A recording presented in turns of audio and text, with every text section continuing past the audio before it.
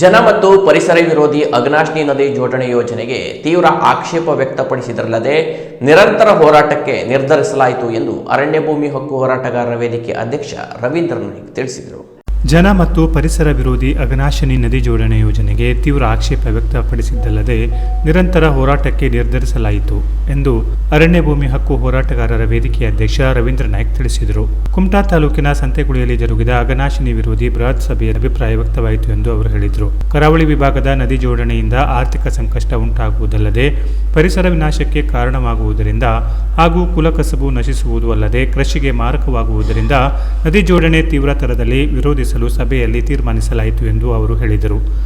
ಜಿಲ್ಲೆಯ ಪರವಾದ ಯೋಜನೆಗಿಂತ ಜಿಲ್ಲೆಗೆ ಮಾರಕವಾದ ಯೋಜನೆಗಳೇ ಆಗಮಿಸುತ್ತಿರುವುದು ವಿಷಾದಕರ ಎಂದು ಕನ್ನಡ ಪರ ಹೋರಾಟಗಾರ ಭಾಸ್ಕರ್ ಪಟಗಾರ್ ಹೇಳಿದರಲ್ಲದೆ ಜನವಿರೋಧಿ ಯೋಜನೆ ಸ್ಥಗಿತಗೊಳಿಸಲು ಪಕ್ಷಾತೀತವಾಗಿ ಜನಪ್ರತಿನಿಧಿಗಳು ಆಸಕ್ತಿ ವಹಿಸಬೇಕು ಹಾಗೂ ಯೋಜನೆ ಸ್ಥಗಿತಗೊಳಿಸುವಲ್ಲಿ ಜನಪ್ರತಿನಿಧಿಗಳು ಇಚ್ಛಾಶಕ್ತಿ ವ್ಯಕ್ತಪಡಿಸಬೇಕೆಂದು ಅವರು ಹೇಳಿದರು. ಜಿಲ್ಲೆಯಲ್ಲಿ ಇತಿಹಾಸ ನಿರ್ಮಿಸಿದ ಅರಣ್ಯ ಭೂಮಿ ಹಕ್ಕಿನ ಹೋರಾಟದಂತೆ ಅಘನಾಶಿನಿ ನದಿ ಜೋಡಣೆ ವಿರೋಧ ಹೋರಾಟದಲ್ಲಿಯೂ ಶಕ್ತಿ ಪ್ರದರ್ಶನವಾಗಬೇಕೆಂದು ಕರೆ ನೀಡಿದರು.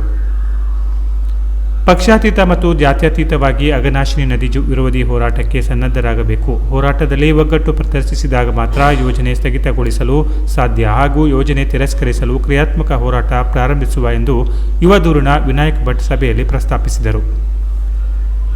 ಸಭೆಯಲ್ಲಿ ತಾಲೂಕು ಅರಣ್ಯ ಭೂಮಿ ಹಕ್ಕು ಹೋರಾಟಗಾರರ ವೇದಿಕೆಯ ಅಧ್ಯಕ್ಷ ಮಂಜುನಾಥ ಮರಾಠಿ ಪ್ರಾಸ್ತಾವಿಕ ಮಾತನಾಡಿದರು.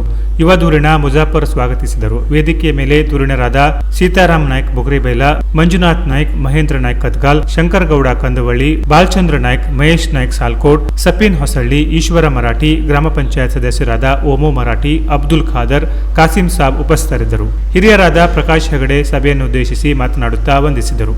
ಅರಣ್ಯ ಭೂಮಿ ಹಕ್ಕು ಹೋರಾಟಗಾರರ ವೇದಿಕೆಯ ಆಶ್ರಯದಲ್ಲಿ ಫೆಬ್ರವರಿ 11ರಂದು ಸಿದ್ದಾಪುರ ತಾಲೂಕಿನ ನೆಹರು ಮೈದಾನದಲ್ಲಿ ಜರುಗಲಿರುವ ಬೃಹತ್ ಅಘನಾಶಿನಿ ವಿರೋಧಿ ಸಭೆಯಲ್ಲಿ ಉಚಿತವಾಗಿ ಯೋಜನೆ ಆಕ್ಷೇಪಿಸಿ ಆಕ್ಷೇಪಣಾ ಪತ್ರ ಸಲ್ಲಿಸಲಾಗುವುದು. ಹೆಚ್ಚಿನ ಸಂಖ್ಯೆಯಲ್ಲಿ ಆಕ್ಷೇಪ ಪತ್ರ ಸಲ್ಲಿಸಲು ತಾಲೂಕಾ ಅರಣ್ಯ ಭೂಮಿ ಹಕ್ಕು ಹೋರಾಟಗಾರರ ವೇದಿಕೆಯ ಅಧ್ಯಕ್ಷ ಮಂಜುನಾಥ ಮರಾಠಿ ತಿಳಿಸಿದರು. Canara plus news, Kumta.